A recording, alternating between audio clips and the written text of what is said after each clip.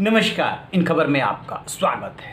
अफगानिस्तान में भीषण संघर्ष चल रहा है। अफगानी सेना वो तालिबान में एक तरफ संघर्ष चल रहा है, दूसरी तरफ इसको लेकर के दो तीन डेवलपमेंट है। पहला ये कि सुरक्षा परिषद की बैठक भी होने जा रही है, क्योंकि आपको याद होगा 2 दिन पहले वहाँ के रक्षा मंत्री बिस्मिल्लाह मोहम्मदी के आवास पे जब तालिबानियों ने हमला बोला था, तब वहाँ के विदेश मंत्री मोहम्मद हनी अतमार ने भारतीय विदेश मंत्री एस जयशंकर को फ़ोन किया था कि मदद करें, ये मदद की दरकार है।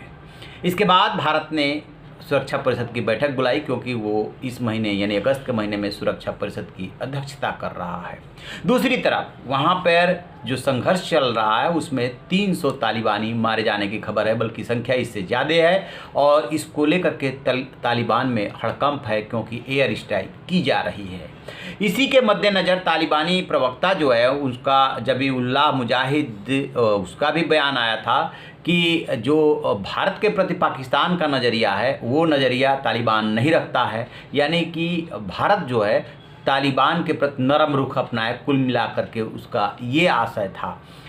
और ये भी साथ में शर्त जोड़ दी थी कि जो ये अटैक कर रहा है अफ़गानिस्तान और वहाँ की सेना, उसका भारत समर्थन न करे। लेकिन भारत चूँकि संप्रभु देश है और ये लड़ाका संगठन है, आतंकी संगठन माना जाता है, तो भारत तो जो है अफ़गानी सरकार का ही समर्थन करेगा।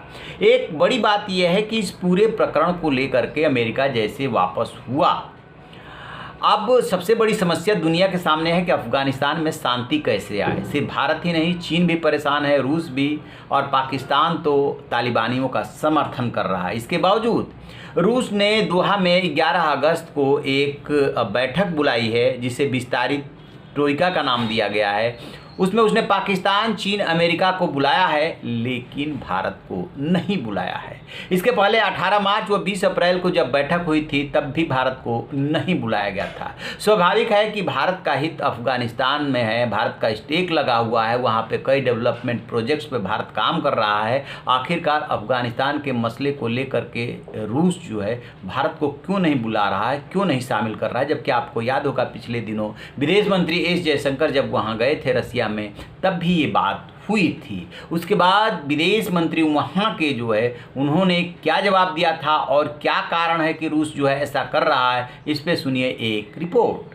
भारत रूस संबंधों पर उठे सवालों के बीच रूस के विदेश मंत्री सर्गेई लावरोव ने पिछले महीने ताशकंद में कहा कि उनका देश भारत और अन्य देशों के साथ काम करता रहेगा जो अफगानिस्तान में स्थिति पर असर डाल सकते हैं। इन टिप्पणियों के बाद ऐसे कयास लगाए जा रहे थे कि भारत को आगामी विस्तारित ट्रोइका बैठक में शामिल किया जा सकता है। भारत ने अभी विस्तारित ट्रोइका बैठक को लेकर के कोई टिप्पणी नहीं की है, लेकिन ये सवाल उभर रहे हैं कि आखिरकार रूस ने ऐसा क्यों किया। पिछले कई साल से भारत रूस संबंधों की मजबूती पर सवाल उठते रहे। इसी साल की शुरुआत में दोनों देशों के बीच भारत रूस शिखर सम्मेलन प्रस्तावित था, लेकिन कोरोना के कारण इसे रद्द कर दिया गया। इस बैठक में रूसी राष्ट्रपति व्लादिमीर पुतिन खुद शामिल होने वाले थे।